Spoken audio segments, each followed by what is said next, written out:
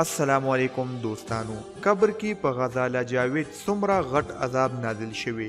که غواړئ چې تاسو هم ترې خبر شئ نو ویډیو تر اخره وګورئ او که زموږ چینل مو تر اوسه پورې نه سبسکرایب کړی نو زموږ چینل هم در سره سبسکرایب کړئ او په خوا کې ورسره د ټلۍ نشان هم وښئ چې زموږ همدغه رنګې نوې او تازه خبرونه د ټولو اول تاسو ته در ورسي. زه حیران د پښتنو سوچ ته یم چې دا دنیا خو یې معلومه کړه، اوس د خلکو د قبر حالاتونه هم معلوموي.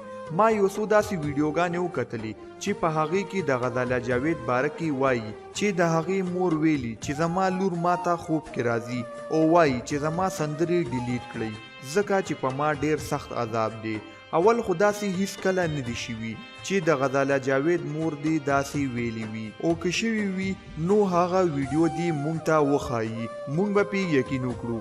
ظالمانو په ژوند خو مو هیڅ څوک نه دي پرېښي، اوس په قبر کې هم څوک نه پرېږدئ او دروغو خبرې ورپسې کوئ. په دنیا کې داسې هیڅ څوک نشته چې هغه د یو چا د قبر حالت معلوم کړي، یوازې د الله جل جلاله نه. او بل هغه خلک چې دغه خبرونه خوروي دوی بل څه نه کوي، صرف او صرف یو شرک کوي، او دا هم باید څوک ونه وایي چې یوازې غزاله جاوید به ګناهګاره وي. کیدای شي چې غزاله جاوید په آخر وخت کې داسې یو کار کړی وي چې ټول ګناهونه یې معاف شوي وي او موږ اوس وخت کې کم ګناهونه نه کوو، بیا ولې خلکو پسې خبرې کوو؟ نور له خدایه ویریږئ او توبه وباسئ او داسې فضول خبرې مه کوئ ځکه چې په داسې خبرو باندې الله جل جلاله ناراضه کیږي.